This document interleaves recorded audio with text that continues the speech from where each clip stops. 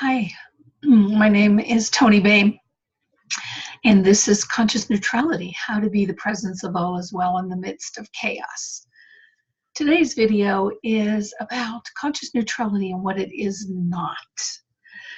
In the introduction video, we said that conscious neutrality is a natural state of being that, once developed, supports us in truly being an energetic field of balance and harmonic resonance. So how do we do this? In these next videos, we will be looking at what it is not, and then we'll look at what it is. And in each video, we will be doing some embodiment exercises. So let's take a moment to look at what conscious neutrality is not. Because often before you learn what something is, you have to find out what it is not. It's that contrast that allows you or invites you into seeing, I see this, I don't want this, I want that. So conscious neutrality as a state of being is not a state of pretending to be at peace and yet simmering interiorly to the near boiling point. So it's not that closed fist tight, I'm going to be peace, I'm going to be peace, I'm going to be peace. No, it's a natural state of being that is a consciousness that is so in harmonic balance and harmony that the field around it shifts by its presence. Many master teachers have taught us this. The master teacher Jesus taught us this. And others have taught us how to be this presence of all is well.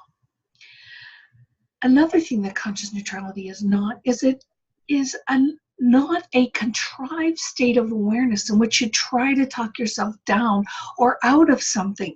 Okay, if I stay calm, if I just stay calm, stay calm, stay calm, stay calm, maybe this will go away. It is not that.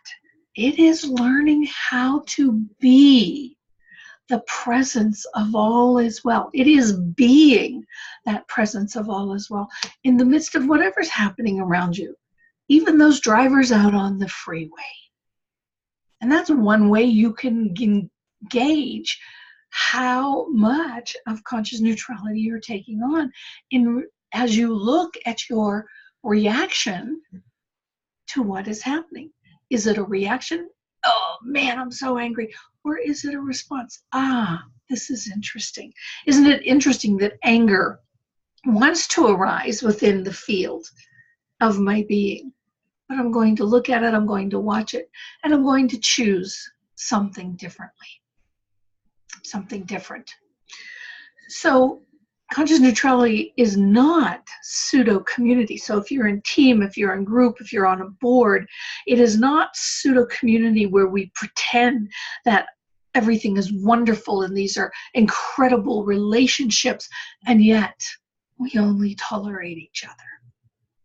Oh man, I can't wait till their term is over on this board. Get rid of them. Well, guess what? As long as you're in that consciousness, you'll get somebody else who will play out that same role for you. Because it's about you. It is about you and the consciousness you carry. And as you shift, as you change, as you transform, the reality around you will shift and change with you. It's a dynamic. Conscious neutrality as a state of being, as a state of awareness, as a higher dimensional level of awareness, friends, is already here. It's already in the field. It's not something we're inventing. It's already here. You just have to learn how to tap into this new level of reality, this new level of awareness that invites you to live from a higher awareness, a higher level of reality. So another thing that conscious neutrality is not, it is not pseudo-community in which we all pretend to be in relationship. And I just mentioned that, so now we'll go on to the next one. It is not pseudo-relationship that is on the idea, based on the idea that if you can just keep people from saying anything too authentic about how they really feel, then everything will be okay. It is not keeping a lid on anything and any person or on any aspect of your life. It's not keeping a lid on it. It is literally, when you're in conscious neutrality, you're in authenticity and transparency, and anything can be said in the field in which you're moving, and you have the capacity to look at it from, oh, this is interesting. This is interesting, what they're saying. Hey, so here's an example. I, in my life, have been said to be Miss Perfect. So I was always offended by that. Oh, Miss Perfect. They just think I'm Miss Perfect. Do I like things to be in order? Yes, I do. As I started to take on the consciousness of conscious neutrality, I was able to take a breath, pause, engage at a different level of those words. And I was able to transmute, transcend that third dimensional aspect of me, Miss Perfect, because I had it, I carried it. But I was able to transmute it into understanding that I am someone who likes order, not as an excuse, but as a reality, because then now somebody can say, well, aren't you Miss Perfect? And I can go, yeah, really, I am. I do like things in order, versus reacting. Well, that's not a very nice thing to say to me. Can you see the difference there?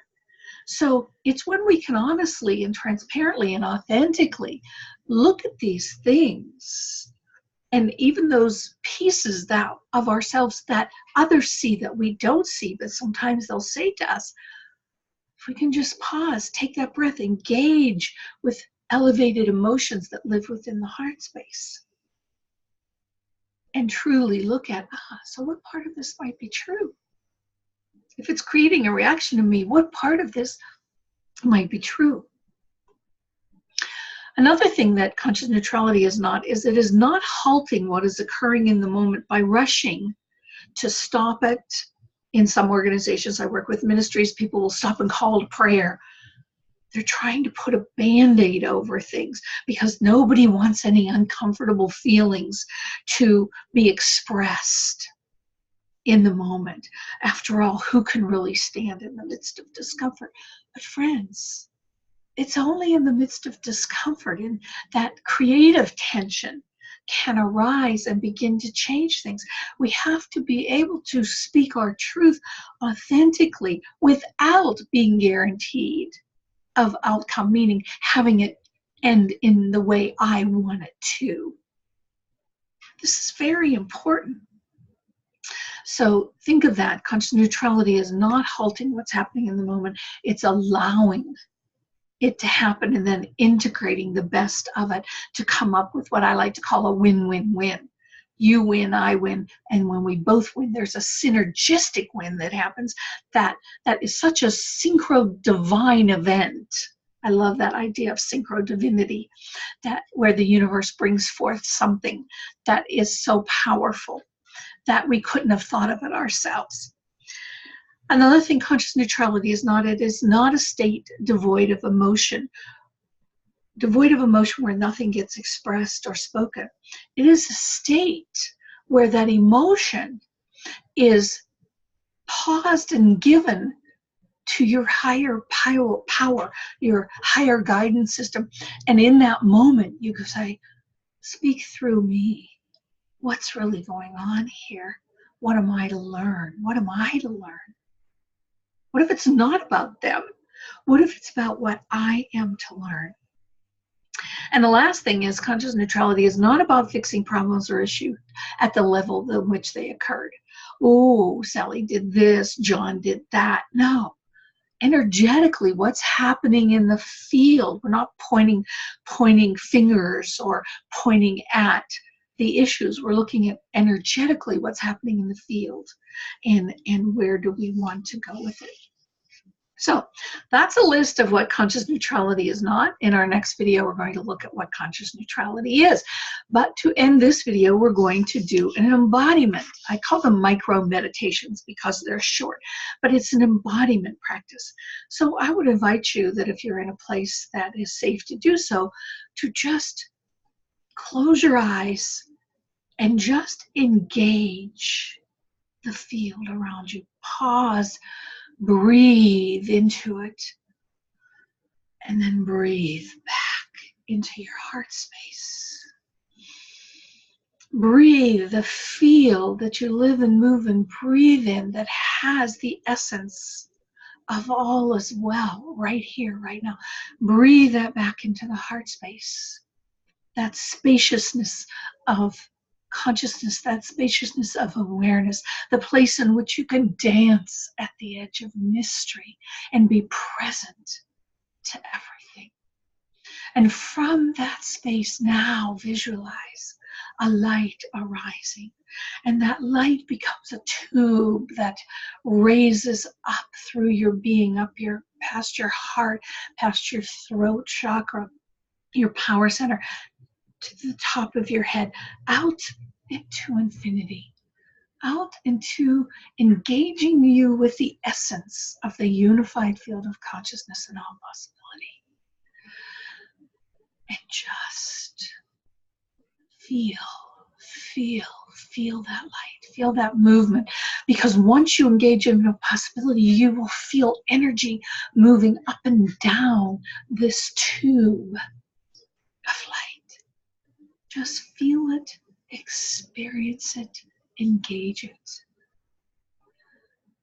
And do this every day. Just take a few moments to stop. Breathe into the field. Breathe the essence of the field back into your heart, to the spaciousness of emptiness, to the place where you dance at the edge of mystery, and then allow the light to expand, expand, expand, taking it up through your being, touching the places of infinite possibility, and bringing that energy back down. And we will be using this in other meditations. And so it is, and I leave you with a sound and vibrational healing message. And it is Matol Delehe Melkuta Wahaila Watesh Gupta La'alam Amin Amen. Now and forever it is true. And you are the essence, the spirit of the one. God bless you.